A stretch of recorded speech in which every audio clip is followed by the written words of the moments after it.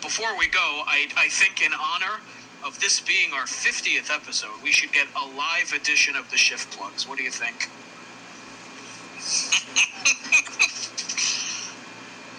All right, let's go.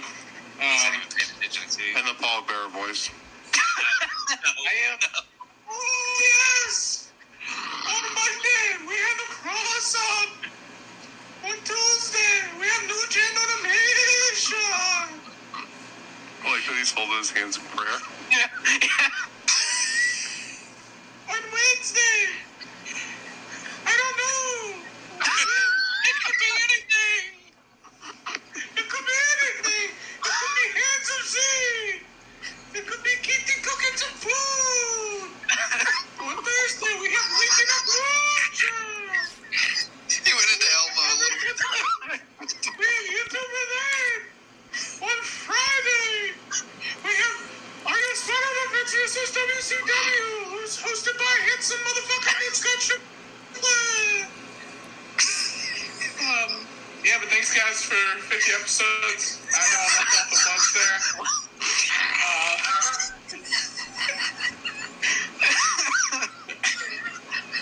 End the show. I'm not going to fucking top that. Good night.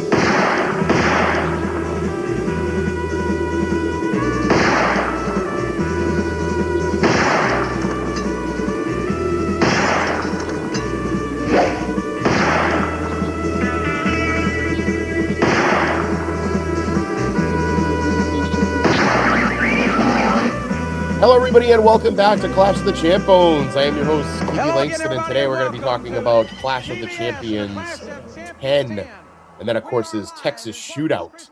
And I decided to call in a favor from a good friend of mine who is about as far away from Corpus Christi, Texas as you can get, probably almost as far away from Corpus Christi as I am, and, of course, I am talking about the one and only Justin Davenport from the Yupa. Justin, how are you, buddy? Oh, I'm hanging in there, pal. You know, new snow on the ground. Just got in from plowing. So, you know, the frozen tundra is at its best. Oh, Jesus, the frozen tundra indeed. So, yeah, we are. It's funny. We're talking about a show that took place on February 6th, 1990. So, actually, just to pull back the curtain a little bit, this would actually have been, we're recording this the day before February 6th, 2026. So, we're looking at a show that happened 36 years ago, basically. That is insanity. But I didn't even realize that until just now, that this was the February Clash of the Champions, and this is going to be the February Clash of the ChampBones. So it's kind of interesting that it worked out that way. But yeah, this is Clash of the Champions 10 Texas Shootout. As most of the clashes have been on this so far, it's pretty much a show to set up the upcoming pay-per-view. In this case, it's going to be Wrestle War 90, which is subtitled Wild Thing. And there is a couple of times during the course of the show that they play the amazing Wild Thing promo, which I will definitely insert at one point during this conversation. But yes, this what a nightmare. That was a nightmare. That song, I just after a couple times of seeing Flair and Sting and just Wild Thing, and then the rapping that is done by the lost member of Run DMC that got kicked out had to have been, because man, more like Running Away and the NBC. But yeah, no, I mean, it was Wrestle War rap. I mean, they've done that before. We had the WrestleMania rap in 1989 from Run DMC. We had I know the AWA had a wrestle rap at some point. So yeah, I mean, they're always trying to put rap into it. This is, I guess, NWA's chance Not a great song. Definitely didn't hit the charts at all. But nonetheless, I guess maybe it got people excited for the upcoming pay-per-view. I know. I'm sure I would have been excited for it at the tender age of what was I 11 in 1990. So yeah, I think I would have been excited. So I don't know, maybe. Yeah. I was at the ripe old age of 4. So you definitely weren't excited about wrestle rap, that's for sure.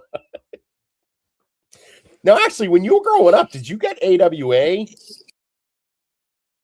on TV? We did, because we get this. We got the Superstation up here, but you had my grandpa had the old satellite dish that you got like G5, F7. Yep. It would turn, so we would get the AWA and all that would come through. So that's where when I started watching wrestling with my grandpa. But of course he always preached to me once we got into where it was always fake, and I was like, no, Grandpa, this is definitely real. It's real. Yeah, right. No, exactly. Well, I mean, when you're a kid, you think it's real, and then you realize that, well, they don't show up the next day with any bandages, and they're not really, and they're friends later on, and got a little weird, but yeah. No, but I had TBS. But all I can remember from back in the day was probably watching like Braves games, because being a Red Sox house, we were allowed to cheer for the Braves, because at one point they were the Boston Braves, and then they went to Milwaukee, and then they went to Atlanta, and we were allowed to be Atlanta Braves fans, because if you have an American League team as your home team, you can like a National League team as well. So, but you know what? I never watched any of the Clashes live until very later on in life, when I really started getting into WCW. But nonetheless, this again, took place on February 6, 1990, at the Memorial Coliseum in Corpus Christi, Texas. There were 3,000 fans in attendance, and the show actually drew a 4.5 rating on TBS. So, pretty good show as far as I'm concerned. This is towards the tail end of one of the hottest years, I think, in wrestling, as well as NWA, and that being 1989. And this is setting it up. So it's funny, when I was talking to you, you had said that you were gonna kind of like watch some other stuff around this show, so that way you can kind of be up to date and have everything caught up. I mean, this is definitely sort of the fallout from Starrcade, and that Starrcade was the Future Shock, which is which had the Ron Robin tournaments there between Sting, Luger, Flair, and Muta, where Sting comes out on top, and Sting is kind of given an opportunity to wrestle Flair for the championship. And of course, this is during that period where Sting is in the Horsemen, so kind of drawing on the tensions that are going to be showing up there. Just interestingly, that was different for me watching Sting come out with them.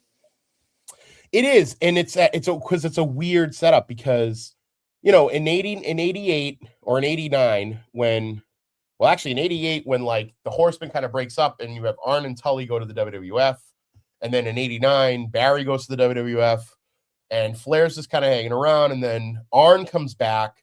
Tully's not with him because Tully wasn't cleared to wrestle. And then they kind of have this thing where they bring in Sting because Flair turns face after the Terry Funk incident. So Sting kind of teams with him, and then they have this feud against like Gary Hart and Terry Funk and Great Muta. And then so you have Sting, you have Arn, you have Flair, and then you have Ole as kind of like I guess like more of an advisor, because Ole's getting old at this point, oldie. And so then you have where Sting gets kicked out, and it's at this event, and it's because he's challenging Flair for the title. And as anybody knows, in the Horsemen, you don't challenge Flair for the championship. So, but one little thing I want to say about the Memorial Coliseum at Corpus Christi is, do you know there was a very important event that took place at this arena? And I just want to see if you actually like looked it up. Do you know what it is? It's a WWF related thing.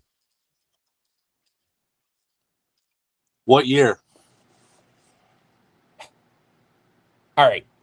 is aired and it's taped in 1991, but what year are we talking about here? It tapes in 1991, but it airs in 1992. So it's December, January time frame. I know I looked this up too. Oh, you did? Gonna have to refresh me. I did. I'm drawing a blank. That's fine. It was the Wrestling Challenge was taped at this Corpus Christi Memorial Auditorium on December 2nd, 1991. And that's the Wrestling Challenge where the barbershop interview segment where the Rockers break up.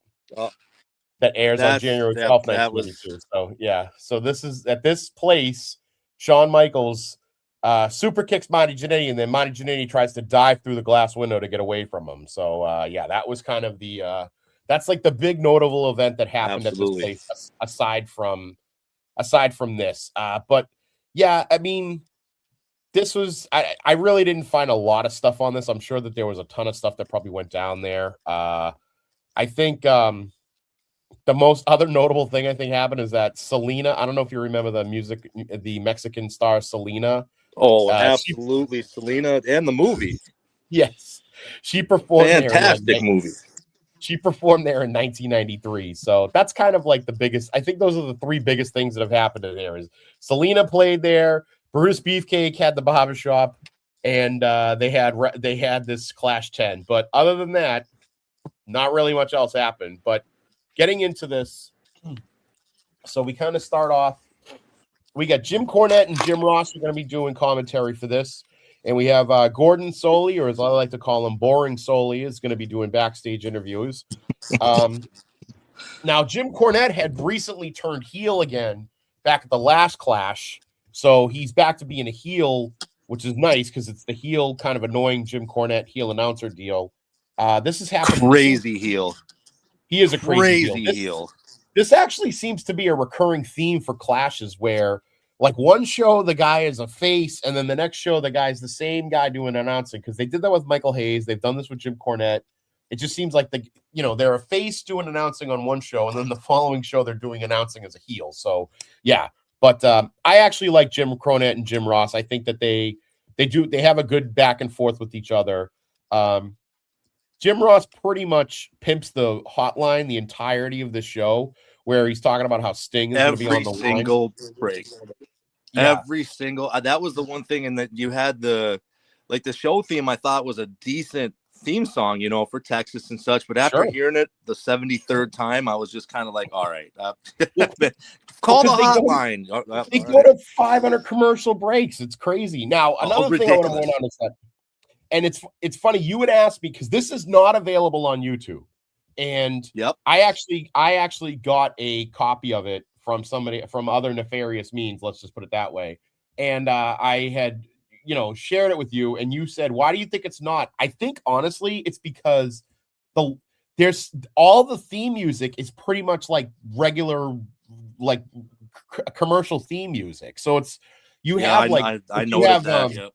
Is it the Steiners come out to like Welcome to the Jungle, and then I think Brian Pillman and Tom Zink come out to a rock to like, oh God, did they come out to like a Def Leppard song or something? I forget who they come out to. Yep, so and then LOD comes out to Iron Man. Yeah, so I think honestly, I bet you, it's got to be either one of two things: either the original tape got destroyed and chewed up, and so. Because I don't remember if this was on the WWE network ever. I know that I think I only watched like the first two Clashes on that were on the network when we had the network. So I don't think these were ever on Peacock, and obviously they're not on anything else now. So, and I think it's because either the tapes got chewed up or they just didn't want to go through the hassle of trying to figure and overdub all the music and stuff, which is weird because they usually do that anyway. But it's got to be like a time issue, because I bet you usually they're only overdubbing like one or two songs, but this was like almost every song was like a commercialized song. So I'm sure that was what it is. Well, right off the bat, that's because I noticed that right off the bat, because you had Dr. Death came out to Bad to the Bone, and then the Samoan Savage came out to the Halloween theme. So you probably got trademark infringement with movies and everything else too. So I can see that. So I bet you that they said, when the WWE was trying to put this on, upload this, they probably said, you know what, it's not worth it. Aside from like couple of the matches, it's isn't really that great of a show anyway. So it's like, but there's a very significant thing that happens during the show that we will talk about. So a couple significant things. So I'll start off with the first match. The opening contest, as you had just said, was Steve Williams and the Samoan Savage. Samoan Savage, of course, is better known as Sam Fatu, who was the Tonga Kid and Tama. He comes out with the Big Kahuna, who is just Sir Oliver Humperdinck or Big Daddy Dink, depending on how you know him. That's his manager. So They come out, as you said, to the Halloween music, which is kind of interesting. Another thing that's interesting for this is that they kind of do like a vignette almost to introduce the guys that are wrestling. So you have like the Samoan Savage has like they show like the fire twirls and stuff like that. They do Yeah, that became like a reoccurring theme, I thought, too, as they were in it, like before every entrance, they did like a vignette or, like a backstage interview right before. It was very, very odd. Yeah. And that seems, if I'm remembering, that's new for this Clash. I don't think they really hadn't done that before, but they had done stuff like that on Saturday night's main event. So I'm wondering if they decided to pick this up, 2 years later almost and run with it, where NWA picked it up 2 years later, because they don't really do that the previous 9 ones. I mean, there's backstage interview segments, but this one even had like graphics when they were putting the matches coming up, and this is very reminiscent to me of a Saturday night's main event. So I wonder, I'm going to have to keep an eye out on Clash 11 and see if it kind of keeps that trend going, because it's an interesting trend. I mean, it helped production value for the WWF during the Saturday night main event years. So, so we have Samoan Savage has like this, Hawaiian fire twirls thing going on, and then they come out, as you said, they came out to the Halloween music, which is kind of funny. And then Steve Williams, I guess, is now really leaning into this Dr. Death, because he's in a fucking ambulance. And then he goes, "We got another victim to rescue." And he jumps out and he grabs it's Tom Zenk. Like, it's definitely Tom Zenk. Yeah. And he carries him, he puts him in the ambulance, and he starts trying to give him like heart compressions, which was just silly. But as they're doing that, they're playing Bad to the Bone. And then they have this thing where he goes, "Hit it, stat," or whatever. And then as they drive away, you see him like staring through the window, and he's got this goofy look on his face. And I'm just like, what the fuck are we doing here? Once I saw Zank go through the air, I'm like, isn't he on the show? Like, what is this? I have no idea.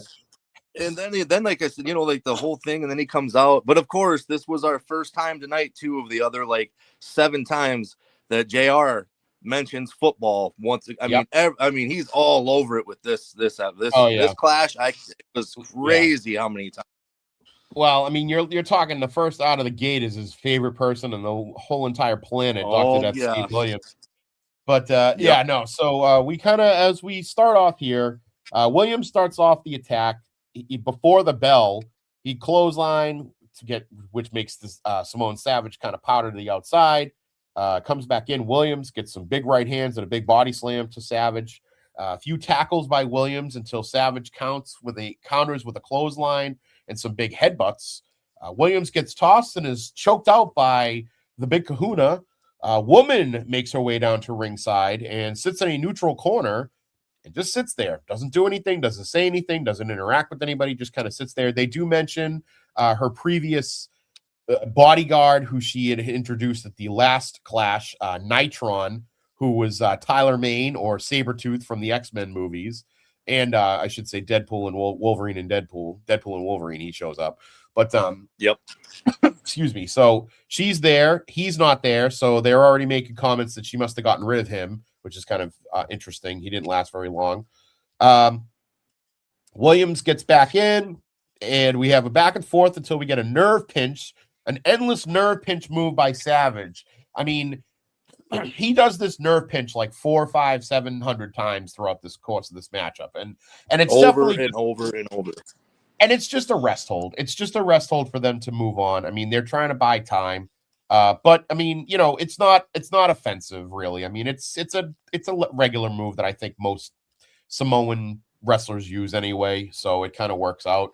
But eventually Williams breaks this and he tries a sunset flip, but the Savage hits him to no avail. Big clothesline. Williams, he misses it. He misses an elbow. He hits a clothesline, misses an elbow. Savage then back to the nerve pinch. Williams stomps on Savage's bare feet, which I thought was interesting. Kind of a smart way, I think, of getting out of that for Steve Williams, which was good. Savage then kind of knocks Williams to the outside of the ring. He gets pulled back into the ring. Savage hits a side slam.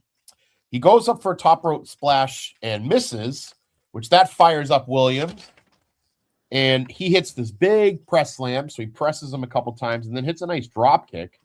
We get an Irish whip, but he gets the Savage in a backslide. Oh, there's an Irish whip attempt by Williams, but there's a backslide by Savage for the pinfall for 3. So he hits him on a backslide at 7:55. Anything that you wanted to kind of add on to that or no?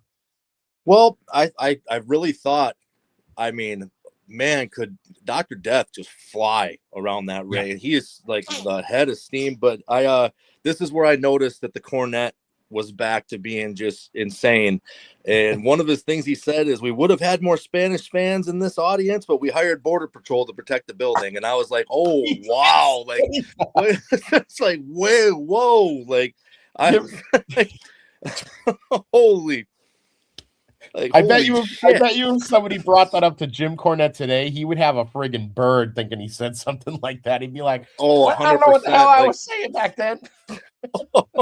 I had to push pause. I was like, wait a minute. And I rewound. I'm like, holy shit. Like, well, it's corny the way he is now. If he would hear himself, wow.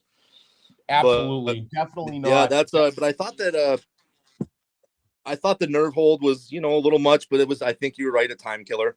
And also watching Woman come out, man, she looked great, and I think she was a very big part of WCW and moving forward with that there, and just RIP to Woman, but I know. she looked fantastic.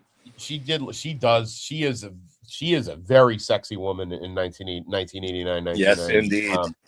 And I mean, she does end up being even more involved later on, because I think she starts accompanying Flair out and stuff. So it's, she gets in there, which is nice. I like that. Yeah. But overall, this matchup, I don't know if you did star ratings or not. I do usually. I gave it like 2.75 stars. I didn't think it was a bad match. I mean, it's a good opener, got the crowd hot, I think, which was nice. But it wasn't a stellar performance by both. I mean, it's your typical kind of like 80s Hoss fight almost. So I didn't hate it. No, I went 2.25 star. I thought that it was a filler, a good opening match to get, people still filing in and stuff. So yeah, I thought 2.25 was fair. Excellent. All right. So now we have the rest. This is where we get the first Wrestle War rap that you were talking about. Yes.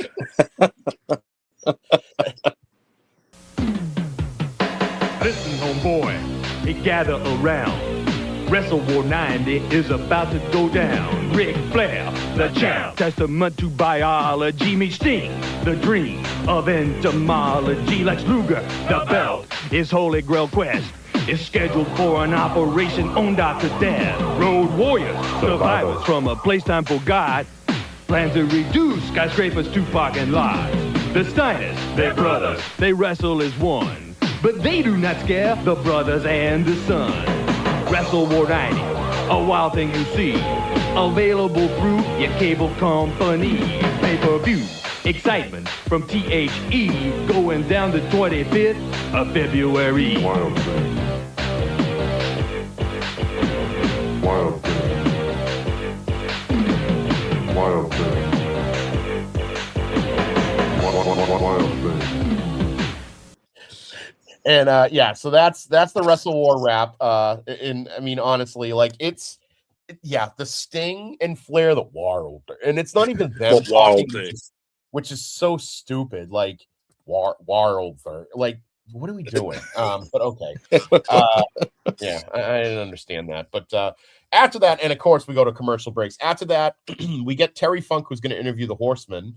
And I'm going to pull a couple of clips because I don't want the whole thing because Oli fucking rambles forever because he's fucking He old. really does. And it was like, we got the point, like you're beating a dead horse. And I think old Tuxedo Terry was even trying to move him along a little bit too. Tuxedo Terry, but it's great when at the end he cuts off Luger, and I point that on him like, cuts Luger right off. It's so good. All right, Lex, we gotta go now. We gotta go now, Lex. It was just, but old Double Cross Ranch himself with the cowboy boots on and the suit and the tuxedo was just prime Tuxedo Terry. Tuxedo Terry, Double Cross Ranch. I love it. Oh, God. He is a trip. Let me ask you a question. You want to just do something and hang on that microphone, or you want me to hang on to it? Let me just say one thing, Terry. When we have an opportunity to get together on national television, we always make a statement. And tonight, once again, the Horsemen are going to make a statement. And on behalf of the Horsemen, the spokesman, Ole Anderson, has a few words. We want to make sure that everybody all around the country has an opportunity to hear what I'm about to say. And I want you in particular to pay attention to it, Sting, because you're the reason we're here tonight. I want you to know you're not going to be a horseman anymore. It's over. No more Horsemen for the state. Yeah, don't close your mouth a second. I'm going to explain something to you. I want everybody to listen real close, and you listen real close. When Rick called me and called Arn to come in here, it was for one reason. And the reason he called us in here was to get rid of you. But I'll tell you, now, just be quiet. There's three of us standing here, and there's one of you. Just wait a second. One thing that nobody looked for and nobody could figure was when you jumped in and helped Rick against this guy. We held off. A little later, in the Iron Man contest, we came in that ring, and we were ready to stick your head in the sand again. And as we came through the ring, Rick gave us this, pay attention. Rick gave us that sign and waved us off. You were spared for the second time. And then something that nobody would have ever dreamed could happen, happened when you became one of us, a horseman. And you were a good horseman, no argument about it. You're a great wrestler, you're a tough, strong kid, but you did the one unforgivable thing that we can never forget. You know what that was? When you signed that match to meet Ric Flair for the world title on February 25th, you signed your death warrant. You listen now. I'm going to tell you what I said to Rick. We all agreed we should just stop you right now, but Rick says, no. Now, he helped me one time. We let him live one time, but on one condition. And the condition is this. You go to the promoter, you go to Mr. Jim Ross or whoever you got to talk to, and you tell him that you're going to cancel that contract with this man. Wait a minute, get over here, Ted. You just listen. You're taking it too far. You listen to me, and you listen real good. Anybody, even a blind man, can see there's three of us and there's only one of you. We're going to spare your life. You got about 2 hours to make up your mind what you're going to do. And I'm telling you right now, it's only because of his nice kindness that we're going to let you live right here. 2 hours, you make up your mind, you go tell Ross, you tell everybody in the world on this national TV that you're going to give up that chance at the world title. You understand? Not a chance. Sting, I bought you a little time because of what you've done. You're too easy. The whole deal is this. You got 2 hours to make up your mind, and you're no longer a horseman, And if we ever see you again, you're not going to be quite so lucky as you are tonight. Wait a minute, this doesn't make any... Hey, wait a minute. I want to... Come on. Look at this.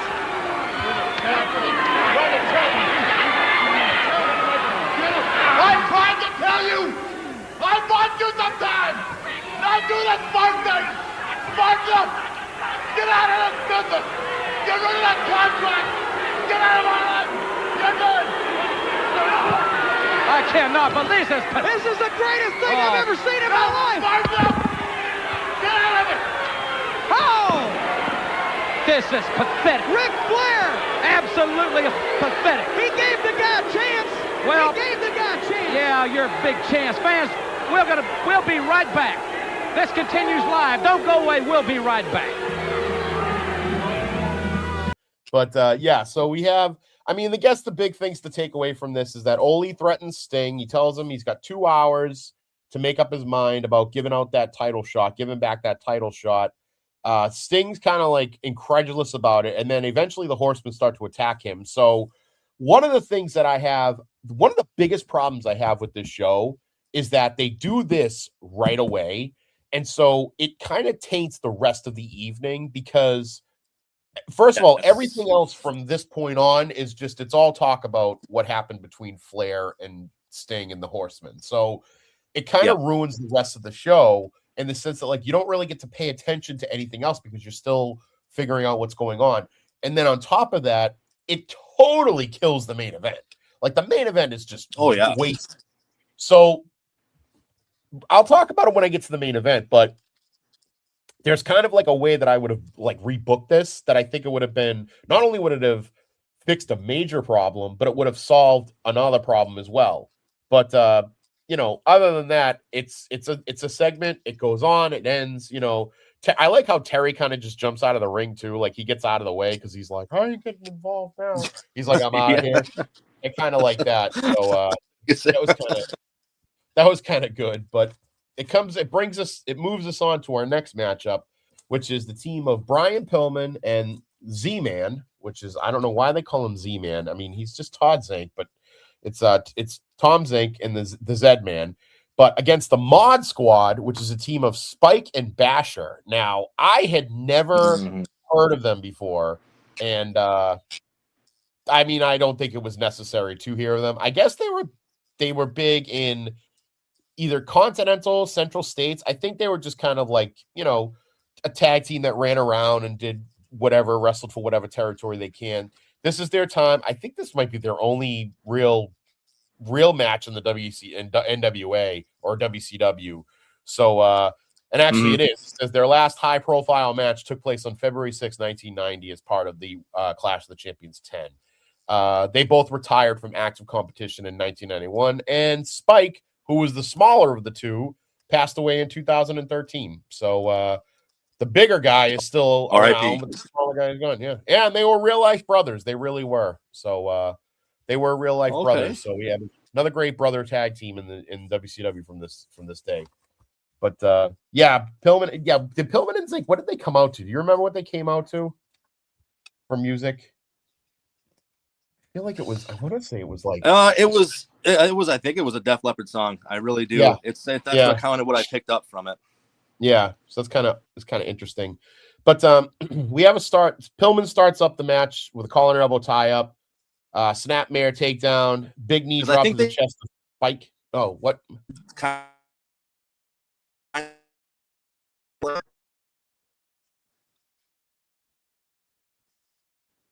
Wait, what happened? Hello? You cut out on me. Oh, I was gonna say, I think known to do is kind of take in your DDP's music. You know how you, right?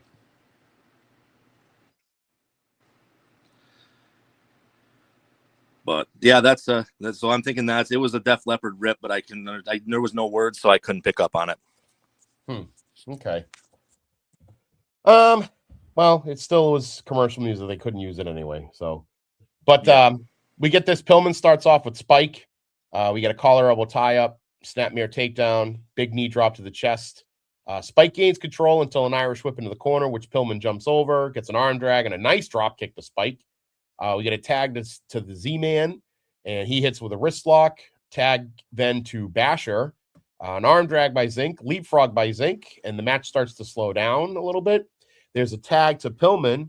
He hits a Savat kick by Zinc, and then there's a double team by the Mod Squad. Irish whip to Zinc, duck underneath, Pillman and Zinc, flying shoulder block. So that was kind of the first cool spot was Zinc kind of ducks underneath, and when he goes off to the ropes, he kind of jumps, and Pillman jumps from like in, and they kind of do both like a flying, almost like shoulder blocks into both of the guys. And then they hit double drop kicks, which clears the ring. And I thought that was kind of cool. Oh, yeah. Nice high flying action here. We get back to the action. There's some fisticuffs by both men. We get an Irish whip to Spike.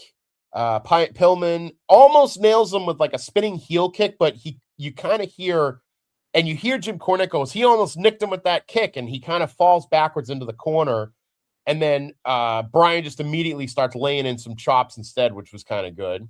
Yeah. And then at one point, like Spike kind of hits this, like, I don't know what you call this move. I just called it like a head drop, where he kind of like, they both are like running the ropes, and then both of them jump, and he grabs him by the hair and kind of drills him down into the mat, which I thought was kind of cool.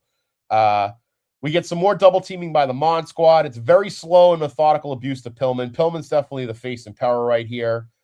During this match, Jim Ross and Jim Cornette are arguing about Sting's title match and whether or not he should keep it or drop it, to which JR says he should not drop it. Jim Cornette saying he should drop it.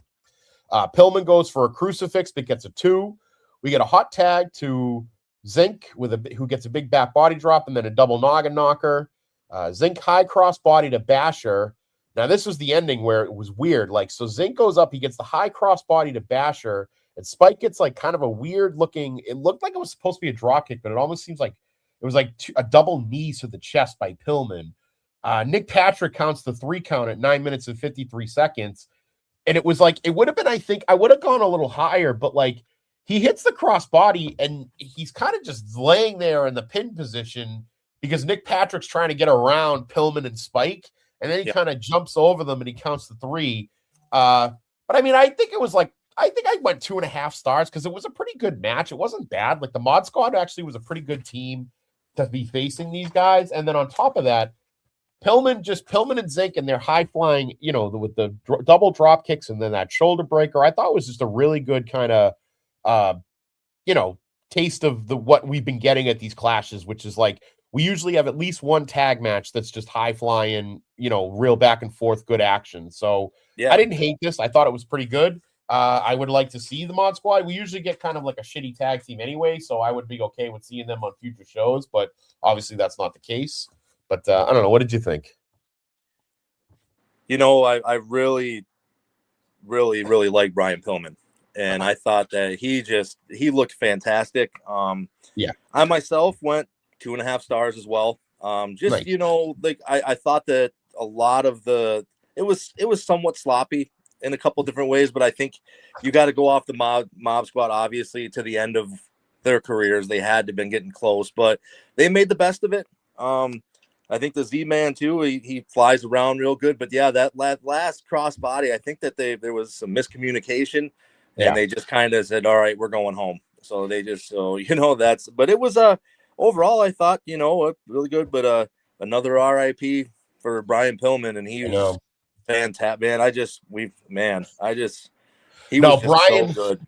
I realized the last show, I think, where I think it's the last one, or the last one on the one before, where he fights Luger, and he fights Luger for the U.S. title, and honestly, like, it's so good, and it's a couple of shows ago, I think, he fights Luger for the U.S. title, and it's so good, and then you go, damn, this guy was good. And he really was freaking unbelievable. And I kind of wish, I really do wish that he had a better career in the WWF, because he would have been so awesome if he had, like, if we could have got prime Pillman instead of just kind of, fucked up from his ankle from the accident, the automobile accident. I think we would have had a really good run with Pillman, because he had a great mind for the business. I feel like, for a guy that, didn't really grow up in that kind of business either, because he was a football star. So it's like, he picked up things really quickly. And Yeah, probably. I think he would have been perfect for the Attitude Era. I really Absolutely. think he would have been, man, just if you could, the things he could have done, and I think you could have run a program with him and Michaels eventually too, just because but he'd say fuck, he'd say I mean, he didn't care. Like he was primed for that, just gone too soon, man. The greatest story I ever heard is how he convinces Eric Bischoff to fire him because he wanted out of his contract, and he says, well, we'll do an angle where you fire me, but like we got to make it legit. So legit fire me, and then I'll come back. He's like, because I don't want to have it be like somebody finding out that like you quote unquote fired me. And so Bischoff was like, all right, yeah. So he released him from his contract, and then he went and he signed with friggin' WWF. Like, he fucking screwed over Bischoff, and I was like, anyone that screws over Bischoff is kudos in my book. So, oh yeah. you got a good shit pal out of that one. That's good shit pal, right? So what I wanted to say is that, so because I sent you this version of it, it has commercials. Oh, yeah. There's an awesome NBA TBS. Let's go to Thursday. Moses Malone, commanding Akeem Olajuwon, awesome. Atlanta, Houston, Sky Wars, live at 8:35 Eastern on TBS. Thursday. The Rockets and the Hawks, only on TBS. Thursday night. And that was definitely for the Atlanta Hawks. Like, I thought that was kind of cool. Like, it was just a good old fashioned commercial for for the Superstation. I like that. Moses Malone just dunking, and then I was just like, I mean, Moses Malone, like, who else is on the team, right? Like, like, what are you guys doing here? It's so awesome. I was like so excited for this. I love those commercials. I love those like old school commercials, and it's so good. Like, because I do that when I try to put in commercials for when I do my cooking show, and I'm on YouTube for hours looking at old commercials because it's just, they bring back everything I remember from watching television back when I was younger. So it's like, it's such a fun nostalgic trip right that. So this was kind of cool that I was able to pull that for this episode. So absolutely, I loved it. Oh yeah. So we get the next matchup here is the Mexican legend Mil Mascaras going up against Cactus Jack Manson. So I know, right? I mean, like, and I first thing I want to say is Gary Michael Campetta calls him Captain Jack Manson, which I was I noted that.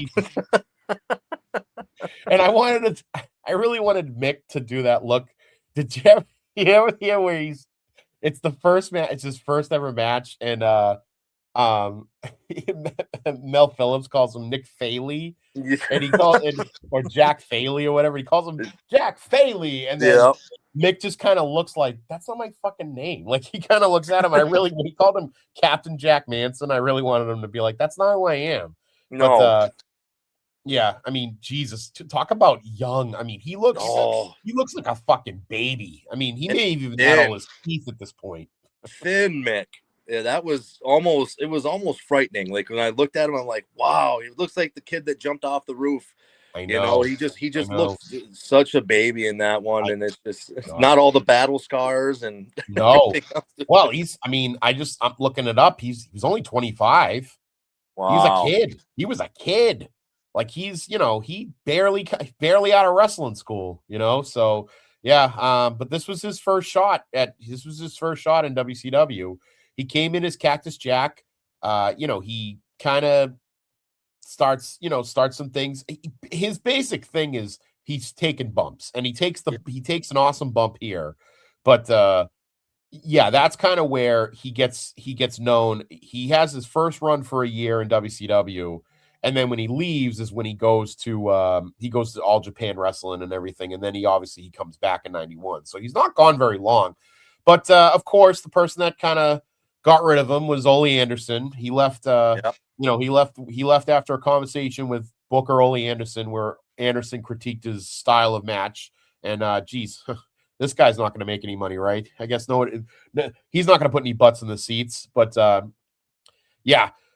Mascaras, who notoriously is the one guy that he never wanted to. I don't think he ever lost. He never wanted to lose.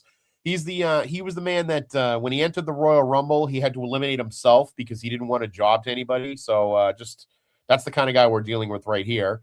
Yep. But we get collar and elbow tie up.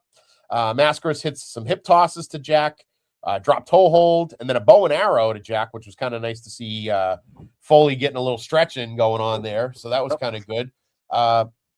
He starts, Mascaras is just tying up Jack. We get a test of strength, though, and Mascaras gets Jax into a head scissors and kind of flies around the ring. We get an Irish whip and a flying headbutt by Mil Mascaras. Drop kick sends Jack onto the outside. As Jack falls outside, he kind of falls out. He starts chasing after Gary Michael Capetta, and then he kind of backs up and he falls backwards over a chair. To which Jim Ross calls Cactus Jack Manson an idiot. I'll tell you something, the breakfast room at a honeymoon hotel isn't as vacant as Cactus Jack's head. He is an idiot. And, that's, I didn't find I didn't think that was necessary, but I'm guessing that's kind of his little gimmick, I'm assuming right now. I guess. I kind of saw that, but I also, Cornette was shredding Cactus this whole time. Just the worst things that just killing him over and over on commentary. And it was, man, I had to write it down because I was like, man, just lay off the guy, man. Holy. Wait, so what did you put down? I was just like, Cornette, obviously, in not one of his smartest moments, is sitting here, killing a guy's career before he goes off to be the extreme hardcore legend. What a drop of the ball by Cornette. It is ridiculous, but it's cool though because we get back into the ring. We got a full Nelson by Mascaras, a big back elbow by Jack helps get out of it. We get punches back and forth. Mascaras gets Jack into a lion tamer, which I thought was kind of nice. I wrote it down. It was a lion tamer, which was nice. Jack gets control though eventually and throws Mascaras on the outside of the ring where he goes out there and he kind of he gets on and he kind of slams him out onto the mat. And this is where Jim Ross mentions, Jim Cornette goes, he's going to do that elbow that he does, that elbow drop. So right away, Mick's doing that move where he runs off the top of the apron onto the floor. He drops the big elbow. So he was doing that even back then, which was it was nasty when he was doing it in his real Cactus Jack days. So so that used to be my favorite move they used to do, and clearly it wasn't that good for him either because But Mascaras gets up and kind of runs around while Mick's like just kind of I don't know what he's like kind of off in nowhere, and then all of a sudden Mascaras drop kicks Cactus Jack. And he falls backwards and whacks his head on the frigging concrete. Hard. And I actually, it's funny on the Wikipedia, on Mick Foley's Wikipedia page, it says Foley's biggest match today came in February 1990 against Mil Mascaras at Texas Clash of Champions 10, where he took a particularly brutal bump backwards off the 3-foot high apron and landed on the concrete floor with his head and back taking the impact. And the thing I remember. The thing I felt worse for is that as he hits the ground, you hear Cornette and Ross go like, "Oh!" Like literally, you could tell that Jim Cornette was like, "That's not good for business." So, and then he gets back up and Mascaras suplexes him back into the ring. Yeah, it's like he gets in and he takes it because Jim Ross is like, I don't know if he even knows where he is right now. He definitely isn't knowing what this and then he gets back into the ring and then he gets a suplex back in. And then Mascaras ends up getting a high crossbody for a 3 count at 5 minutes. I kind of like this for a 5-minute match. I mean, definitely it shows the beginnings of what we're going to end up seeing with Cactus Jack and Mankind. I mean, I think this is definitely where you can see the seeds of that starting to happen. Different character altogether. Like later on, we get like the next match is Norman the Lunatic, and it's like a totally different character, but it's like similar vein of just like that kind of weird, wacky type of persona. But no, I hate to say it, I like this match. I kind of did. I think I'd go like 2 stars on this match. I thought it was pretty good for being 5 minutes. Not knowing I'm not very familiar with a ton of Mil Mascaras work. I would hate to just chalk him up to being like a big, luchador or whatever. But I mean, he hits the lion tamer, which is pretty good. you know, his crossbody, he got up there high. He had like the nice head scissors and the headbutts and everything like that. So I didn't hate it. I liked this a lot. I thought this was a pretty good showcase for at least for Cactus Jack and for Mascaras. Yeah, I went 2.25 star. I thought it was good. you know, the early signs. I could see it. I love the Lion Tamer, and that's I even like verbally like called that out, like, oh shit, the Lion Tamer, like there, you know. But I was just like, what? And I was just like, okay. And then also I noted ha-cha. It's there. It's already there. And but yeah, I thought it was a good little 5-minute match. So yeah, 2.25 star. Yeah, absolutely. Nice. Ha-cha. And you get so excited when you hear it too, because you're like, there he is. I was so hyped. If we could get him to do a squeal, it would have even been better if he without question. Oh God. So speaking of Norman the Lunatic, this is where we come to Norman the Lunatic versus Kevin Sullivan. This is a Falls Count Anywhere contest. So we know we're going to have a little bit of outside the ring action here. Kevin Sullivan, billed from Boston, because he is from Boston, even though he grew up in Boston and moved to Florida, kid. But Kevin Sullivan comes in. We got a nice little vignette of Norman the Lunatic at the Atlanta Zoo. Even though they were in Corpus Christi, Texas, they're filming it at the Atlanta Zoo. And he's looking for teddy bears. He can't find teddy bears, so he decides to go to the children's zoo, where he eventually gets into a pig pen and starts calling a pig Kevin Sullivan. So that was kind of a nice little thing. He's there with like a little girl, and he's like, is this your pig? And then we see him coming out, and he's handing Valentine's, I guess. At one point, Jim Cornette calls him a pedophile. I was like, Jesus Christ. I was like, whoa. See, that's what I'm saying. There might be some spots on this show where he said some things that maybe that's what got it flagged too, because there is some stuff. Now, like, wow. Now I'm thinking maybe that is what he says. Yeah, maybe this is just a little too hot for TV, so to speak. I think so. I gotta, you know what? I gotta start. My buddy Sean's always on me to like email Cornette and ask him questions and things like. I gotta email Cornette and find out if he got shit for his commentating on this show, because that was a little steep with the you make a pedophile comment, like I don't know about that. Especially you got to think of the time period, like I know, wow, like that was just you're saying that on especially on a Turner network that you got. I know, national television, absolutely, yeah, wow. So I don't know, but we got a Falls Count Anywhere match. The match starts on the outside as Sullivan tries to whip Norman into the post, but Norman reverses it and Sullivan eats the post. We get into a ring. We get into the ring. There's an Irish whip and a sunset flip by Kevin Sullivan, but Norman, obviously outweighing him by probably 150 pounds, just kind of sits on him. We get an Irish whip into the corner. Norman goes to charge, but we get a big boot up by Sullivan. Norman starts to take control again and tries for a second rope splash, but Sullivan misses and rolls out of the way. Something about Norman the Lunatic's like second rope splash just scares the hell out of me. Like I would be scared shitless if I was going up against him. Like even though this guy's kind of goofy by all accounts, I mean he still looks dangerous. You know, just that guy that size. We get a drop kick by Kevin Sullivan, to which Jim Cornette's like, or Jim Ross is like, a drop kick. Like Sullivan apparently never throwing drop kicks, which was kind of nice. Knocks Norman out of the ring.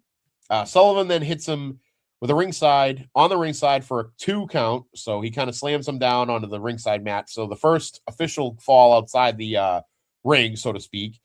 Sullivan starts ripping Norman's scrubs really and gets a back suplex on the outside of the ring as well. Then Sullivan starts to choke Norman with his shirt, kicks and punches by Sullivan. Norman starts a comeback and they brawl up the aisle, past the stage to the backstage area. Now, this is where we get funny. Sullivan goes into a woman's room, and Norman stops and says, no, not a woman, and then another woman, not the woman, so not woman, but just a random woman, runs out and screams, and then Nick Patrick goes in to get Sullivan. And it's kind of funny because I kind of clipped this here, and it's basically the sounds you hear of like, and Gordon Soley's in the back, and he's like, what are we gonna do here? Oh dear Lord! And then you hear that, so Very interesting. But this is where it's like, this is where the match goes from humorous to just dog shit. Because while that's going on, the pinfall happens in the ladies' bathroom. Oh, wait, whoa. No. Women. Oh, for heaven's sakes.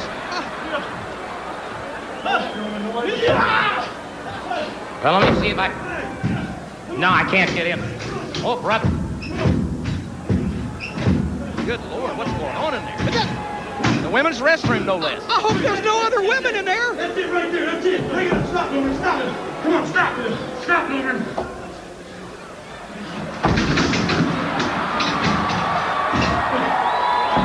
Yeah! Here's your winner. Yeah! Well, that's it. Jim, Norman has apparently won it, and we'll be right back after we pause. And you hear Nick Patrick go 1, 2, 3. That's it. And then Sullivan comes out and he collapses on the ground. He flops on the ground. And then Norman comes out with a roll of toilet paper and a toilet seat when he sticks his head through the toilet seat.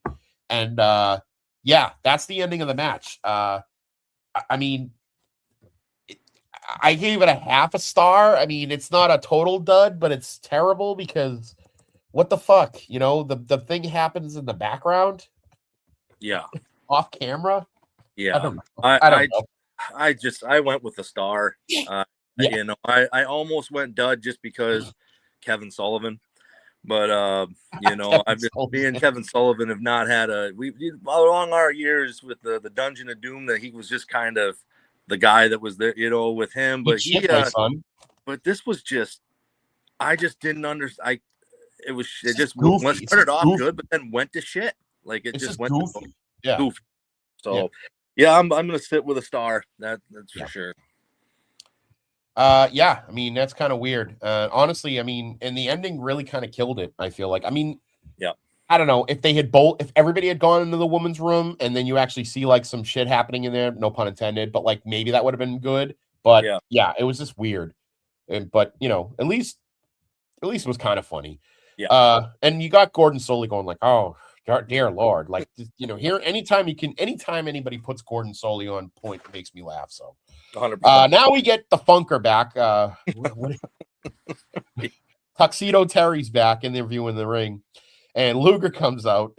Luger, did you notice Luger's shirt looked like his 95 Nitro shirt? Exactly like his 95 Nitro shirt. I was looking at him and I was just like, I was waiting for him to stop in the middle of the ramp and do the hands on the hips. Look around, like, what did you just pull the shirt out of your dresser somewhere in 95? Like, what is going on here? It looks like it's the exact same shirt, which kills me. I'm like, this is the same shirt he had when he showed up at Nitro. Yeah. I mean, this is honestly like, this is a big fat nothing burger because like Luger comes out, he kind of chews out Sting for, forgetting this shot against Flair. He does go on to say that he's been fighting Flair and beating him up around the country, and now Sting's going to come in nice and fresh and take on a beat up Rick. So he basically just says that he wants the world championship, but he still has to defend his U.S. title. Like I said, he says nothing, but then Terry cuts him off, which is so great because Terry's like, listen, Lex, we got to go. I know you want to talk, but I know you got stuff to say, Lex, but listen, we got to go. Maybe you should join me on the hotline later on. Like, he just kind of totally, like, cuts him off. And it was great because he chopped his legs out, like, from underneath him, which was so funny. And he didn't even do anything. He just said, we got to go. If you noticed at the end, when Luger was talking, he's like, I just, with my list of Elocades, you mean accolade, like, and then it started. But did you also notice? I caught this too with Tuxedo Terry. Tuxedo Terry was talking about non-Americans and this and that to start it out before Luger came out, and I was like, man, this show is just wow. You couldn't put this. He does talk about non-Americans. Yeah, this is a what the hell is going on here? This is a slice of 1990. I guess we didn't know about. 100%. This was Elocades. Elocades. Yeah. Well, no one ever said Luger was a Rhodes Scholar. He might have been a Dusty Rhodes Scholar, but he definitely wasn't a Rhodes Scholar. 100%. God. Yeah. Now, did you catch that awesome Sting commercial that came up where I did? What was it for? What was the shoes? Whoa, totally way chill, California. Yo, cool muscle dude, Sting Man. Like what Sting like wearing his feet? Riz, dude. Peruse, shoes for your feet, pockets for your stuff.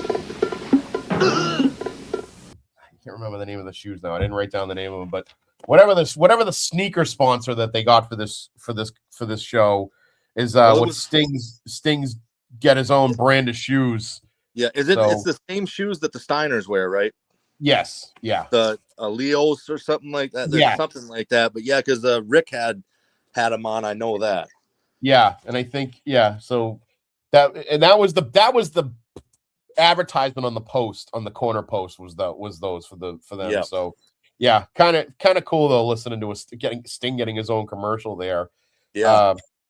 But we come back now and we got this Road Warriors versus Skyscrapers, or as Sean Kidd called them, the Timu Skyscrapers. And that's because, and I find that offensive, even though our Lord and Savior is no longer in the Skyscrapers, that of course being Sid, who got hurt at the previous Clash of the Champions, he is replaced by Mean Mark Callis, who everybody knows who that is. It's the man that would become The Undertaker. So the Skyscrapers, Dan Spivey and Mark Callis with Teddy Long against the Road Warriors, Animal and Hawk with Paul Ellering. Skyscrapers come down. Road Warriors get a nice vignette where they're beating up a car, smashing the windshield, hitting the lights. At one point, I think Animal is drilling a hole into the hood. I made a comment that there's no Rocco at this one, so I don't know where Rocco was, but no, these were the badass LOD. I really was seeing them like this in their true form, and for 3,000 people in the building, they got a pop when they came, like the Road Warrior pop. It was there. Absolutely. But yeah, there were definitely Rocco was nowhere to be found with these Road Warriors. That's for sure. No Rocco. It's funny to think that this is February of 1990, and they'll be in the WWF in 6 months, and then the Undertaker's in the WWF in 8 months. I mean, it's pretty interesting to know that that's coming down the road. Like, this is the end. Like, this is the end of the Road Warriors, really, because I mean, they're not as much of the Road Warriors anymore. Like, when they're in the WWF, they're the LOD, and it's kind of like that's like almost like a different thing. But yeah, it's kind of funny to know that they're like on their way out almost. So yeah, but no, this is the kind of match that, I mean, this is a hoss fight, and this is probably this at this point right now. I was really hoping that this is going to be the match of the night. I wasn't in love with everything else that we've had so far. I mean, up until this point, probably the match of the night is the Steve Williams and Samoan Savage, maybe. But I know I got high hopes for the next 3 matches on this card. So Dan Spivey and Hawk start. We get a collar elbow tie-up, headlock into an Irish whip, shoulder block with no effect to both men, which I thought was kind of cool, like the irresistible force meaning the immovable object. Mm-hmm. We get a double team by the Skyscrapers. We get an Irish whip duck underneath, and then a flying tackle by Hawk. Spivey powders, comes back in, tags to Mean Mark, and then Hawk tags into Animal. So now we got both new guys in. Shoulder blocks to no effect to Animal. We get an Irish whip and a bunch of leapfrogs, and then Mark takes a dive towards Animal, and Animal just kind of gets out of the way, and Mark just eats shit on the mat, which is kind of nice. But not that he didn't. I went back and looked. I was like, does he do the Samoa Joe, or he kind of just turns and walks? He doesn't. He just he legit dodges out of the way, which I thought was at least, not insulting to Mark Calloway, the man. But whatever the case is, tags now. Both partners tag out. We get chops by Hawk. Hawk hits the post, which I love. He does that move a lot, where he hits the post and he flies out to the floor. He does that a lot in these matches, which I kind of like. And it's a good move too for the Road Warriors, because it's like one of the equalizing moves that, like, now you can beat down Hawk for a while until he makes the hot tag. And that's exactly what happens here. We get a lot of just back and forth into the ring. Mark walks the ropes, which I thought was fucking great. Yes, sir. Old school, and even Jim Cornette's going off on it, saying he could. I've seen this man walk the high wire and everything, which I thought was kind of cool. He does it once. He goes to do it again, and Hawk kind of pulls him off of it, which made sense because go to the well one too many times. We get the hot tag to Animal, who's a house of fire. He's hitting drop kicks on Mean Mark, a power slam to Dan Spivey. We get a double team by the Skyscrapers, but it doesn't really work. They try to backdrop Animal, and he lands on his feet and then just hits a double clothesline. Then the LOD come in. I mean, and that's the cool thing is that they're calling them the Legion of Doom too, which is kind of nice. They're not, because they are like, I guess when they start really revving up, it's like you can call it sauce, but then once you add meat, you're supposed to call it gravy. It's like once they start really cooking, they go from calling them the Road Warriors to the Legion of Doom. So I thought that was kind of cool. They clothesline Mean Mark out of the ring. They get Spivey up for the Doomsday device, which is kind of cool. And then you see Teddy Long kind of run with a chair over to Mark. So they hit the Doomsday, and then Mean Mark jumps off the top rope with the chair and hits Animal with it. And then Paul Ellering gets up, knocks out the ref is knocked out. He gets up and he starts beating up Teddy Long. I think Nick Patrick's the referee. He gets knocked out. They try to do a spike pile driver on LOD on the chair, but it's a little too far out, so it's just a regular spike pile driver. But then they proceed to pick up the chair and just beat the fucking shit out of like Animal and Hawk with the chair. Like Spivey's bending the fucking chair over them, which is great. Big Pier 6 brawl, all of this. They don't really even come back with like an official word, but I guess it's a disqualification to the Skyscrapers, I guess. The match was 7 minutes and 26 seconds long. I mean, this is like, to me, this is like a 3.5 star match. Like it's 3 stars. Because I mean, this was a good brawl, big hoss. The only thing that I didn't like was that it didn't really have a conclusive ending, but I didn't hate that because again, I could understand like what they're going for. They're prepping these guys for the big matchup at they have a Chicago street fight at Wrestle War. So, and that's what they're prepping for. So, I mean, I liked it. I would say 3 stars, 3.25. I don't know. What did you think? 3.25 star. I of course, getting to see School for the first time that was pretty cool. That power slam that Animal hit was massive. Yes. Like that was just huge. And then of course at the end, but man, some of those unprotected chair shots, holy shit. I know. And they were bending that chair, which you could see like how devastating like the chair shots used to be. Yeah.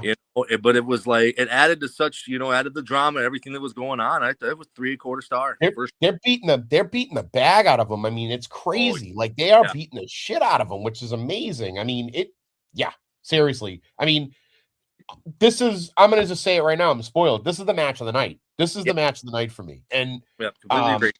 And and I'm not a huge Road Warriors fan either. Like that's a big thing about me is that I think that they're good, but I always say that they have like the Andre the Giant problem where it's like they're so over and they're so big and they're so powerful that like it's hard to make them lose and make it be credible.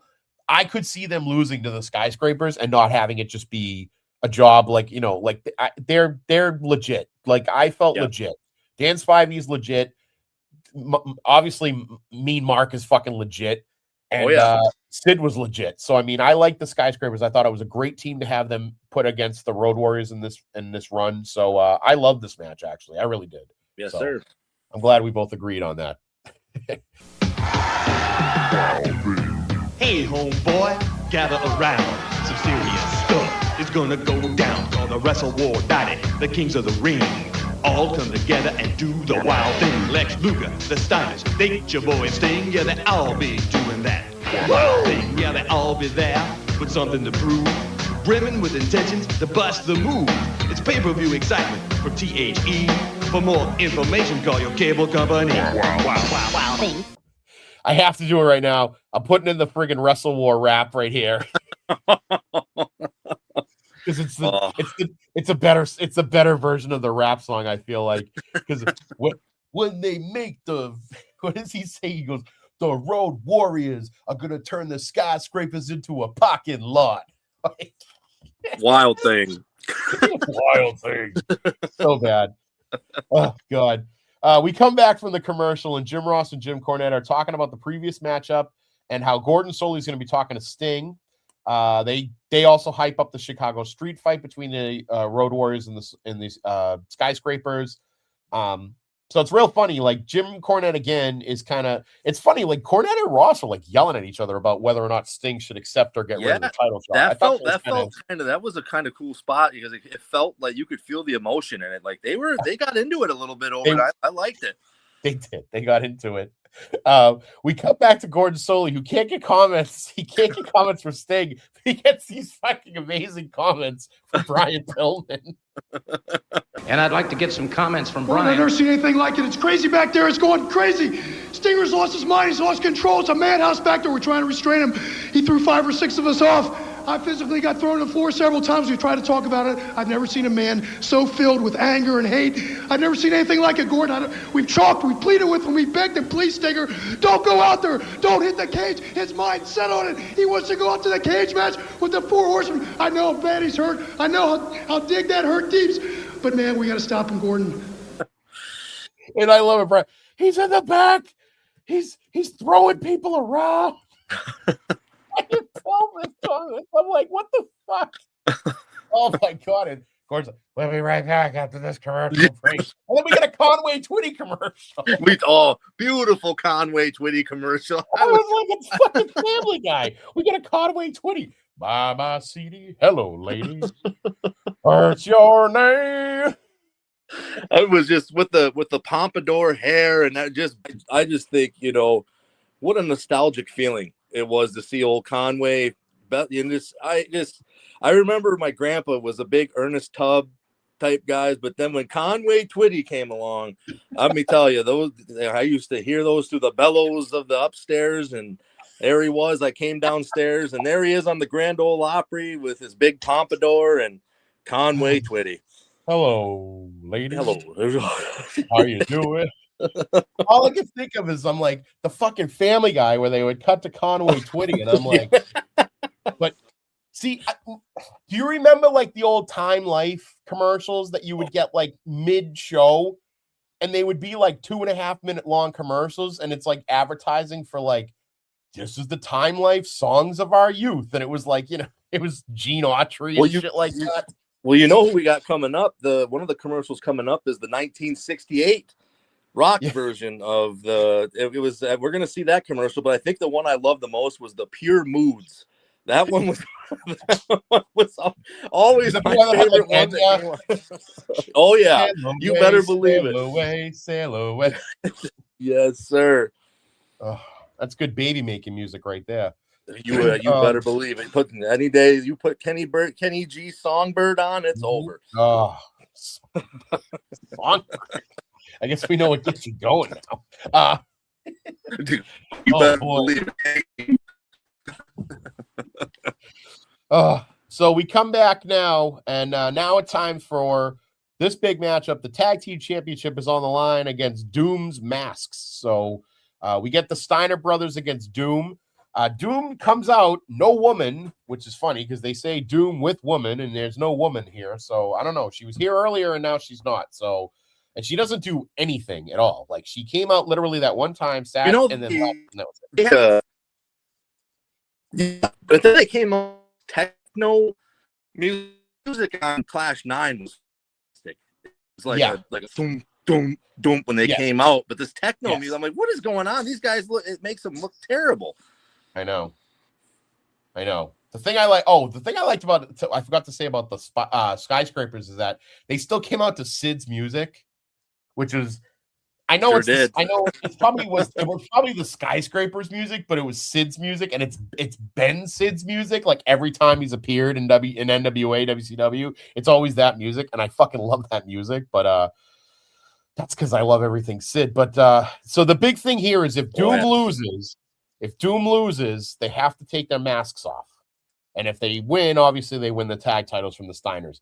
Once again, I think there's only one tag title. I think Scott's got the tag belt, and there's no tag belt for Rick.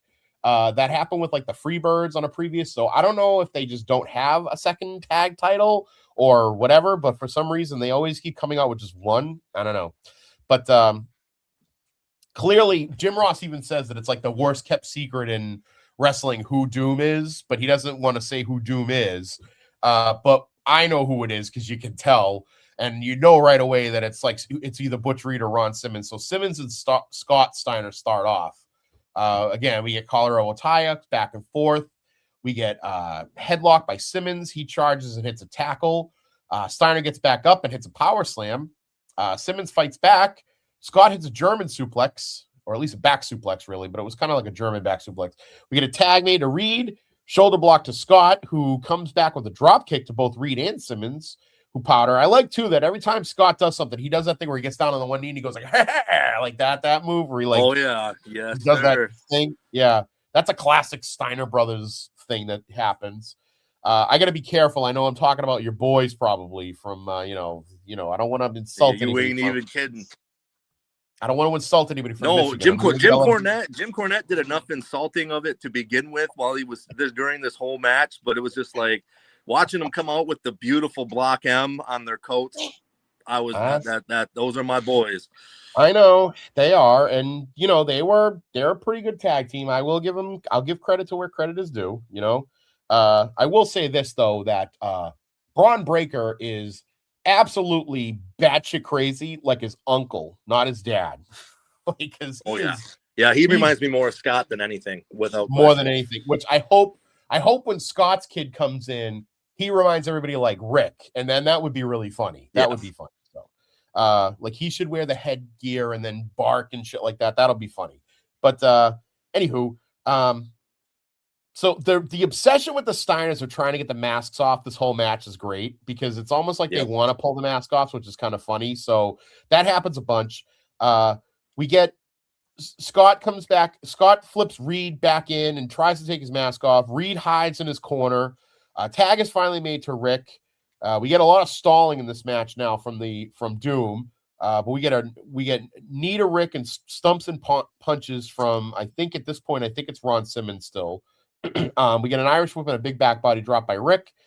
That was Butch Reed. So we get a tag now into Simmons, and Rick hits a belly to belly, which was fucking beautiful. His belly to belly suplex was great. We get the tag into Scott. Doom gets in control on Scott and laying their typical heel moves with punches, kicks, elbows, double team, kind of like just throughout the course of the match. Nice spine buster by Simmons, kind of like his proto spine buster, which I like because I love Ron Simmons' spine buster. We get a nice pile driver by Butch Reed. Then out of nowhere, Scott hits a Frankensteiner, which was fucking great. He hits that fucking Frankensteiner. It was great. And then he makes the hot tag to Rick, who comes in as a House of Fire. We get an awesome Steiner line. We get an awesome fucking power slam. Rick then pulls off the mask of Butch Reed, and it's great. He kind of does this thing where he gets whipped, and he grabs the mask. He's pulling it off. It's like 3/4 of the way off, and you can tell Butch Reed doesn't see where he is, and then Rick just pulls it off, and then all of a sudden immediately goes into like comedy act where like, and it's great too because Jim Cornette talks about throughout this whole match that like these two guys feel that the mask makes them better wrestlers. And so it's almost like as soon as the mask comes off, it's like Hacksaw Butch Reed, who's like a jobber to the stars, and he turns around, he starts apologizing to Ron Simmons, and then Rick comes in, he rolls him up, and he pins him for 3, and Rick's got the fucking mask on. I liked the match overall. I thought it was kind of funny. It definitely like Butch Reed did a good job playing like 2 different characters, I felt, with the mask on and the mask off. I mean, it wasn't a great match overall, although the Frankensteiner, the power slams, the belly to belly was fucking great. I think I went 3 stars on this. It was pretty good. I don't know. What did you think? Anything I missed on that? I went 2 3/4 stars. I really liked the back and forth was very good, and then of course the Frankensteiner. You got the to hear, but I knew right away it was Farouk walking down that when you watch like the way he walks, and then you hear him start barking at people, and I'm like, that's Ron Simmons, so like you said, the worst kept secret, but I thought it was a decent filler, and it was good for what it was, but I also got to say go blue to the Steiners. Well, and then Ron Simmons has to take off his mask. It's funny, Gary Michael Capetta makes the point to say, like, if Doom does not take off his mask, he will be suspended. And then he takes off his mask, and Jim Ross immediately goes, that's Ron Simmons. Yeah. And then I like how at the end, like, right as they're going to commercial, you hear Jim Cornette go, how humiliating. And I was like, So we come back, and Gordon Soley now he's interviewing the Horsemen. Which is, not, again, they kind of just reiterate what it was that they were talking about at the beginning of the night. Well, I explained everything very clearly, but evidently Mr. Sting still doesn't understand The time is almost up, Sting. You're not meeting the conditions. We let you slide once, we let you slide twice, but we sure as heck ain't gonna let you slide a third time. I tell you what, Sting, you got just a few seconds. You better go tell that promoter that the 25th is off. If you don't, you're a dead man. Well, you know... There's no well, there's no two ways. It's bottom line. You're looking at the most elite wrestling group in the world. And Sting, forget yesterday. You heard the ultimatum. If you don't get that release, when we get back from this cage match, we're gonna find you in this building or in the streets of Corpus Christi. You owe me. Now, the dues are paid. You owe us. You got one last chance. Sign the release. Because, pal, you're looking at Ric Flair and the Horsemen. And the bottom line is, whether you like it or you don't like it, learn to love it. We'll be right back. But nothing of note, I would say. But I made a comment where I was like, it's the Three Horsemen now, because it's not a fourth horseman at this point. Yep. But we have that. Now we're ready for our main event. And the main event, of course, is going to be Dragon Master, Great Muta, and Buzz Sawyer, or otherwise known as the J-Tex Corporation, even though I don't think Gary Hart was with them, but whatever. Oh, it's the J-Tex now. It used to be Gary Hart International, but Gary Hart's not here anymore, so that's why. Yep. But they're going to be going up against, it was supposed to be Ric Flair, Arn Anderson, and Sting. We get an interesting promo because the way that they did this now is you just see Muta, you just see Dragon Master, and then Buzz Sawyer talks, and Buzz Sawyer is fucking wacky. Like, he's just a wacky cat. You know, he's a wacky character, I guess. And then we cut to Flair, who's giving us the promo, and this is great. This is a babyface promo from Ric Flair. He doesn't mention anything except the Horsemen. You're coming to the Horsemen. The Horsemen are going to get you, blah, blah, blah, blah. So it's, again, this is where I have a problem with this show because they do all this stuff at the beginning of the show, and now we're supposed to, like, not cheer for the Horsemen, even though they're having a babyface promo. And then even the fucking poster still has Sting on it. So it's like, and to which Jim Ross makes a comment that the promo poster has Sting on it still. So it's kind of weird. Now, if it was me, I would have had Sting be in this match and have it be Sting, Anderson, and Flair. Have the match. However long you want to have the match, have the match. However you want to end the match, whatever. And then you do the thing where Ole comes out, says to him, you got to make a decision now. Do you want this match? Blah, blah, blah. And then have it end and have the brawl happen where they beat up Sting to end the show. Yep. Because they still do that at the end of the show anyway, where they have Sting and Flair brawling at the end of the show. But it solves two problems. Number one, you don't kill your main event. You don't kill the rest of the show. And two, you don't fucking blow out Sting's knee, because this is when it happens, is in this at this match. So there's not really a ton of stuff in this match. This match is only like 6 minutes long. It's very quick, and it's like 6 minutes long, including like two kind of breaks where Sting is trying to get into the cage. So, yep. And everybody's booing everybody basically because it's real weird. Plus, it's a cage match. And it's got tag team rules. I've never even seen a cage where guys can stand on the ring apron. Like it's almost like it's so fucking weird. It's a weird setup. And like you have to tag in and out, and the referee's like admonishing the guys who are not tag. Like it's so fucking odd. It's just a weird combination here. But we get Buzz Sawyer and Arn Anderson start off brawling. Sawyer charges Arn on the ropes. Arn moves, and Sawyer just crossbody eats shit into the cage, which was great. I put like regular tag rules in this cage, ? But then Arn's fucking ramming Sawyer's head in the cage, which was great. I thought that was fucking awesome. Like he hits fucking Buzz Sawyer's head like 3 times like this. Oh yeah, it was awesome. Then Flair tags into a crowd of boos, which was great. Like you said, only 3,000 people, but it sounded like it was 10,000 people. Like this crowd was fucking loud and hot. This was a hot crowd too, which was great. They were kind of hot the whole night too, which was good. So Flair comes in. We finally get a tag made to Dragon Master, who there's some chops back and forth with Flair and the Dragon Master. Then he tags in. Flair tags in Oldie, back and forth with Ole and Dragon Master.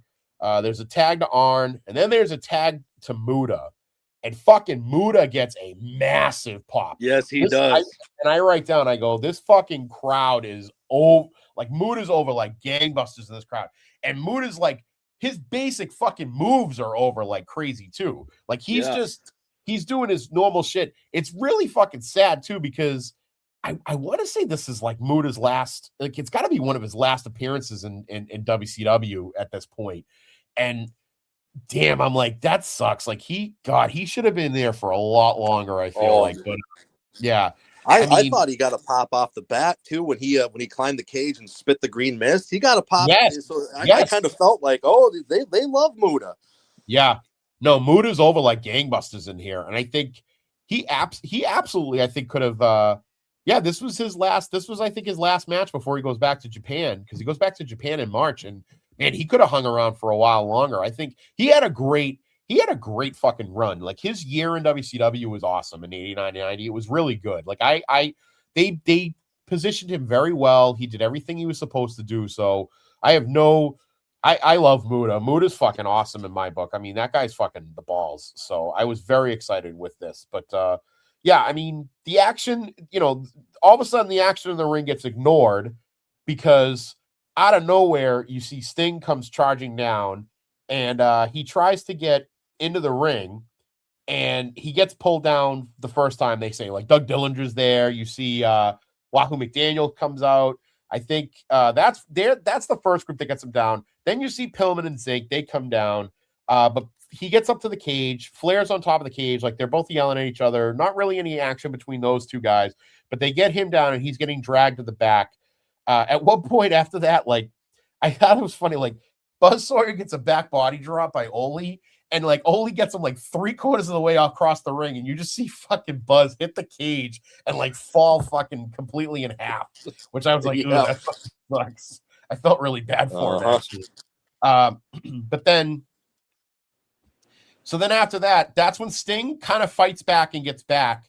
He fights the crowd. He gets away from everybody, and he goes back to the ring. He doesn't get up the cage very far before they pull him down, and that's actually where he blows out his knee. Yep. So, and that's the big thing with this match is that, they're trying to prep it so he can wrestle Flair at Wrestle War, and you see Sting like kind of limping or like not putting any weight on his left leg, and it's because I think the story goes is I think it's either Pillman or Zank. One of them pulls him down, and when they pull him down, they like pulled, and I think it was like his ACL. He blew out his ACL or whatever, and that's what kept him out up until he comes back in, I think, June or July. Yeah. But yeah, so he blows out his knee, which is great because it's like if they hadn't done this stupid angle, he would have wrestled at Wrestle War and it would have been fine. But I guess we get a little face turn out of Luger for a while, and that kind of solves. We get a RoboCop at Capital Combat and all that jazz. But then we basically get Buzz Sawyer eventually comes back. He misses a dive from the top rope. Arn Anderson hits a spine buster, then hits a fucking beautiful DDT for the 3 count at 6 minutes and 10 seconds. In all honesty, I put this as a dud. I thought this was a shitty main event. And I mean, and the clashes tend to have main events that kind of deteriorate and end up in like a big kerfuffle so that they can push to the next show, which makes total sense. But for this one, I was just really disappointed because I think everything with the Sting, all the Sting stuff kind of really killed this match. I feel like if they had just done it where Sting was part of this match, after the match, they could have even done a friggin' double turn at the end where like they just turn on him at the end and then, maybe all 5 guys beat the shit out of Sting at the end. And like they walk off with the Horsemen walk off and they leave Sting in the ring all, beat up or whatever. But I don't know. They were going for something different, I guess, and it just didn't work. Something tells me Ole just wanted to get back in the ring and fucking wrestle and look good because Ole kind of is in this match a lot. So, but it's cool. The last cool thing is like Flair charges out like a badass at the end. He gets out of the cage finally, goes to the door, and he charges it. He charges full bore at Sting, and he looks like he's about to fucking kill him. And then that's kind of where they go, oh, we'll see you at the next show. And then they kind of end it. But I mean, overall, it gets me excited for Wrestle War. So before I go on a Wrestle War, I want to just give you any other things maybe I forgot, any other things that you want to point out. Feel free. Well, I went with a star with that match just because of Muda and Flair. It's kind of, but I'm agreeing with everything else. But I will say, we didn't point out the appearance of one Missy Hyatt. Oh, that is true. That is true. Yes. Have at it, Bob. Let me tell you, Missy Hyatt was like my Sonny before Sonny. Like, I think that Missy Hyatt helped me break into puberty because I thought she was beautiful. And now that I hear that, everybody had their way with her, including good old JR, I'm just, what a shameful disaster. Listen, she's hot. You can still have your way with her now if you want. 100%. I'll get her up to the Great North, and we'll see. Maybe that'll help her reset. Once you come across the Mackinac Bridge, you're reset. So that she'd be okay. Oh boy. I mean, listen, she's probably not that hard to get in touch with. I mean, I'm sure you could just follow her on Instagram, and then next thing you know, she's up in Mackinac. She's trying you fudge. Oh, you bet. You already know. And like I said, but it'd be good if she came up here because up here in the Great North, most of the women up here have bigger beards than I do. So it might be good for us to get us old Missy Hyatt up here. Up in the Great White North, you'll give her your Great White North, right? 100%. You ain't even kidding. Oh, this is a family show. No, but yes, Missy Hyatt giving a nice little promo for I think it was for the main event or whatever, where she's going to be JR's new co-host. So, yes, indeed. Yep, Missy Hyatt, and she looked good in 1990. She sure did. I will give her that. Yeah, absolutely. But so this show overall, like I said, was promoting Wrestle War, which was going to take place on February 25th. So later this month in Greensboro Coliseum at the in Greensboro, North Carolina. The main event was originally, so there's only two matches that changed. One of them was Luger was going to defend the title against Dr. Death Steve Williams, and obviously Sting was supposed to get the shot against Flair for the championship. Obviously, with Sting getting hurt, he was replaced by Luger, who came in to defend his honor. So Steve Williams' match got cut, which sucks because Steve Williams was kind of riding high at that point. But Luger gets that matchup against Flair, where he beats Flair by countout. Or actually, Flair beats him by countout, excuse me. And as I said earlier, woman having something to do. Women accompanies Flair down to the ring for this. So yeah, and that's because J.J. Dillon wasn't in WCW. I think Dillon was booking WWF at this point. Mm-hmm. So he was. So that's why they kind of needed a manager, and that's kind of what happened. Like Woman, I think, took over partly as a manager for the Horsemen and everything like that. So. But on that card, we had Kevin Sullivan and Buzz Sawyer fought the Dynamic Dudes, Shane Douglas and Johnny Ace.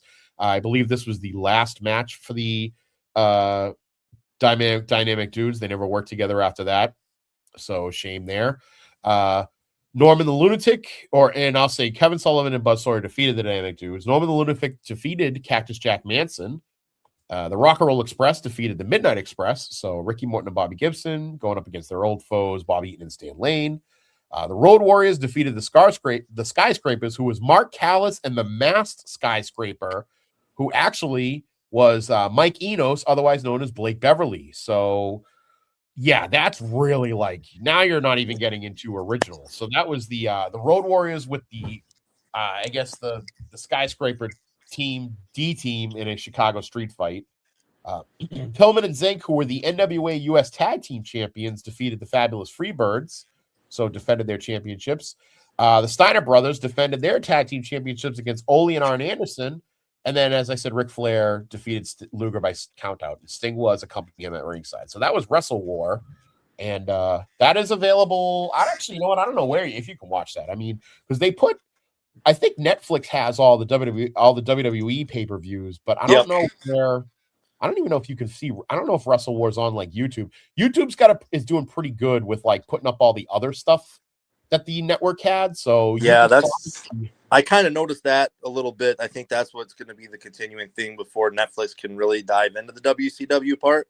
Because you're starting to see a lot of the miscellaneous WWE shows finally making it to Netflix. So yeah, I think YouTube is just kind of, because the ones that they put on with the Clash is great quality, everything. So I think that's where you're going to find it.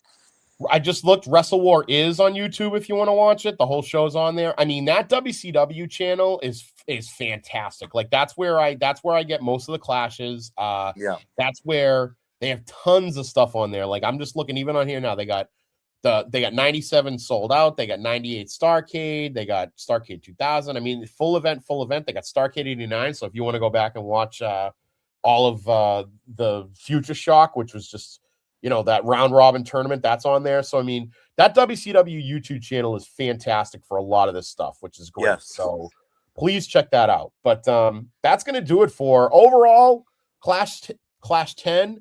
I liked it. I thought it was good. These clashes can be hits or miss as far as whether or not it's just basically filler for the pay-per-view or if it's actually like a legit show and then it's just accompanying the pay-per-view. So sometimes it's like, it's sometimes you get mashed potatoes and sometimes you get potatoes au gratin, so it's like, it depends on what you like. This one I would say is a good accompaniment to the upcoming pay-per-view. So I didn't hate it. I thought it was very good. I look forward to these. Again, I'm waiting to have my first real stinker. And, so far 10 in, I haven't. I feel like I really haven't had a real big stinker. And I'm looking at number 11, and 11 doesn't look terrible either. I mean, we got some Southern boys. We got Tommy Rich again. We got Bam Bam. Yeah. We got Mean Mark Callis and Brian Pillman. We got the Rock and Roll Express and the Midnight Express again. So that's going to be a banger for sure. We got Barry Windham's back on the show by 90. We got Luger and Sid Vicious, where Vicious is now a member of the Horsemen. We got Doing the Steiner Brothers again. And Paul Orndorff, Arn Anderson. We got Junkyard Dog and Flair. I don't know about Junkyard Dog, 1990 Junkyard Dog, but we'll see, I've been watching. Have you seen any of those from the territories that they run on Spike, not Spike, whatever, Vice TV? On Vice, yeah.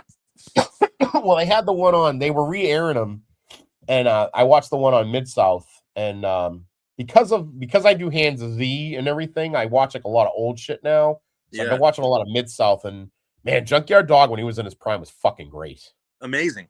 Yeah. So yeah. So I mean, yeah. Well, you know what? I'm gonna have to have you back for another one. I might call on you to do Class 11 Coastal Crush. So. You call on me, I'll be there, brother. Awesome. But now I know, Justin, I know you don't have any shows to promote. We're gonna get you on though. We're gonna get you on with a show soon. Yeah, you have an idea you and I talked about. We don't want to spoil it yet, but we have an idea you and I talked about, and we're gonna get you on, and we're gonna get you onto the fucking Backbone. You're gonna be on the Backbone Wrestling Network doing your show. Hell yeah. We're gonna put you on there. I'm gonna shuffle some things around because Logan runs the channel, but I back Logan up, so he'll listen to me.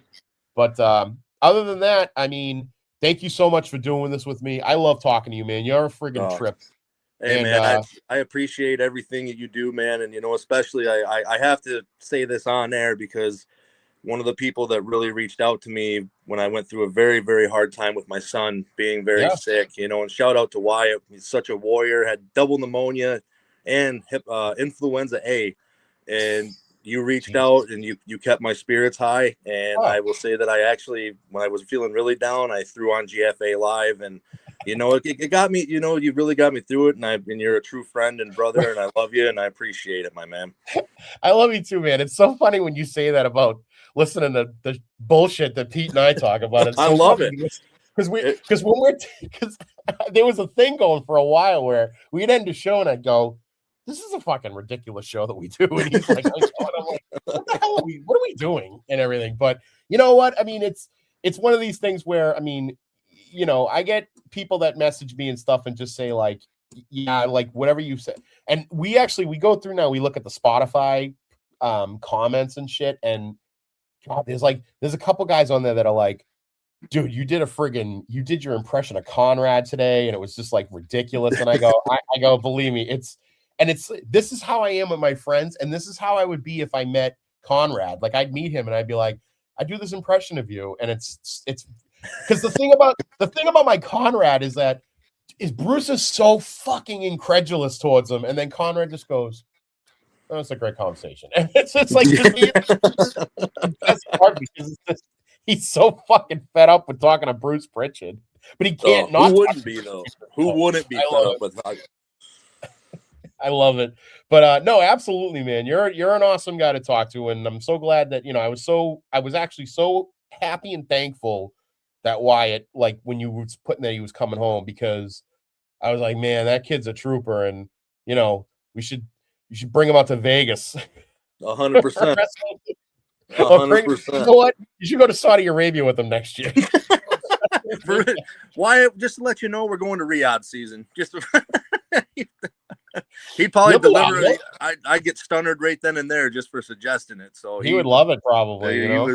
He's a big fan, and I did put on, the episodes that we do, and he gets to hear me talk and stuff. And then when and at the end when we bring him up, is just the smile that lights up, just here's my heart, and and he actually refers to you as Big Uncle Keithie now. So you're right into it. Thank you, buddy. I appreciate that. But but thank you again for doing this. I'll call upon you again and just listen to everything we do in the Backbone, everything that's on the North-South Connection, Place to Be Nation, of course, GFA Live with me and Petey. And if you have anything want to talk about, tell me how much I suck or how awesome I am, Flounder824 at the Twitter, at Blue Sky, and everywhere else. So for Mr. Justin Davenport, the Yupa himself, this is Keithie Langston. Thanks for watching Clash of the ChampBones with us. And we'll see you. I can't believe this band, Jim. They're driving me nuts. Here's a special number from the Tough Guys. They've just prepared, especially for this program. Let's listen. You gotta get Cactus Jack on the ring anyway. Cactus Jack to the top, and they have all the mindset. This is the world. They go all the glory. Muscle to muscle, the ring is on fire. Wrestling champions.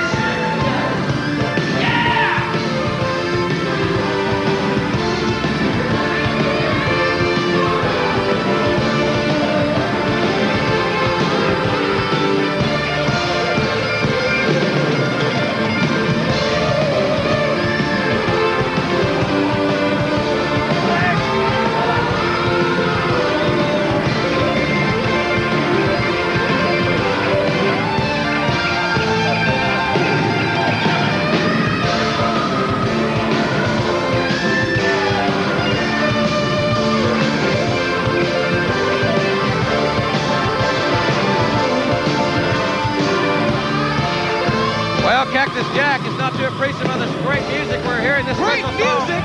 Cactus Jack is just like I am. He's got a headache from listening to him. That's why I have to go back in the breaks to see what's going on in the dressing room. Tough Guys Man, the official theme song of World Championship Wrestling. Well, we got to get him out of here so we can have Norman and Kevin Sullivan. Hey, I think it's a miracle that Cactus Jack is walking after that fall he took, but he don't like the band at all. It don't appear he's running the guitars straight out of ringside. But hey, Jim, he's honest to God going after this guy. Jim, what do we got? Uh-oh, that big drummer right there, that's Wolf. Oh, he knocked his hat off. Uh-oh. Wait a minute. This guy's holy mackerel. Uh-oh, we got to fight. We've got to fight. He's gone too far this time. This is not a scheduled match. We've got to fight. Cactus Jack's gone nuts. We got it. Gordon Soley's standing by with Norman.